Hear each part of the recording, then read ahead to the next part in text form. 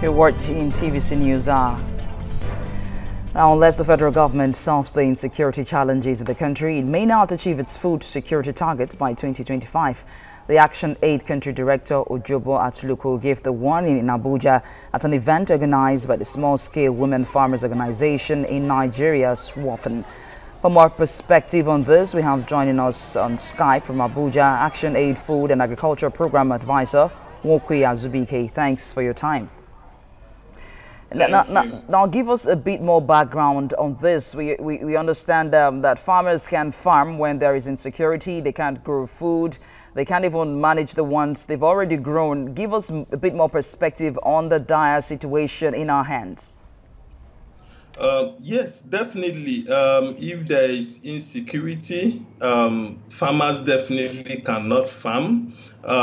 Take, for instance, even with only the farmers' herdsmen clashes alone, how people are displaced and how farm produce and their farms are destroyed. So definitely without security, there won't be food security for Nigeria, because, I mean, like if you take, for instance, the Northeast, many of the places that even the insurgency has reduced, there are still a lot of landmines and so on. So some places are not secure for farming there. All right, Nigeria's food index shows that we achieved about 14.13% growth in agriculture sector in the year 2010. That's been the highest since the year 2003. And now it has fallen. What do you think changed? One is that Nigeria over the years has not met up with putting the needed investment in the agriculture sector. Now, the Maputo Declaration of 2003, which was reaffirmed by heads of state in Malabo 2014, I mean, there was a commitment for countries to ensure that they put at least 10% into the agriculture budget. But at the federal level, we have done not up to 2%. Last year was 1.26%. This year is 1.7%. There are investments that are supposed to even support smallholder farmers, especially women, to be able to produce and come out of poverty. There is high situation of post-harvest losses, infrastructural problems, extension services are not fully funded, access to credit for smallholder farmers, especially women, is a big challenge, and the country is not also investing heavily in climate resilient, sustainable agriculture. Go ahead.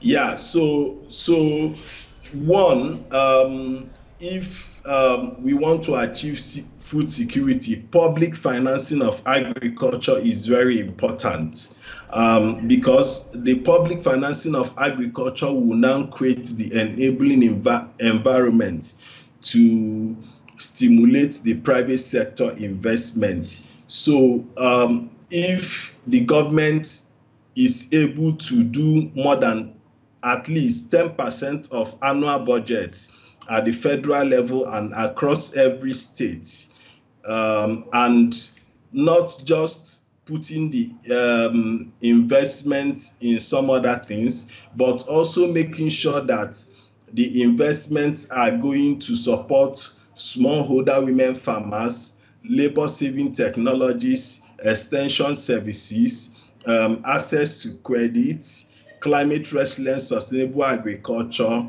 processing equipment, and so on, then Nigeria will be able to achieve that. And our budget preparation process has not been participatory, because most times the farmers, the smallholder farmers, especially women and CSOs, don't participate in the process. Absolutely. So at the end of the day, prioritization becomes a problem. Absolutely. And for instance, absolutely, Nwokoye, let's talk about your organization. I mean, and how you think we can tackle food security. Many have advocated for GMOs as an option for us. Do you also believe that we should look towards having GMOs in Nigeria? Having GMOs is not a solution. The reason why I say it's not a solution, if you check, if the government invests heavily in post-harvest losses, what we lose in post-harvest losses is so much. If those kind of investments are put into processing and storage facilities and so on, we don't need GMOs to be food secure. And moreover, we most times tend to be producing a lot in some areas, while the infrastructure to transport to some other areas is also a problem. All right. Nwokoye Azubuike, Action Aid Food and Agriculture Program Advisor, thank you very much indeed for your time.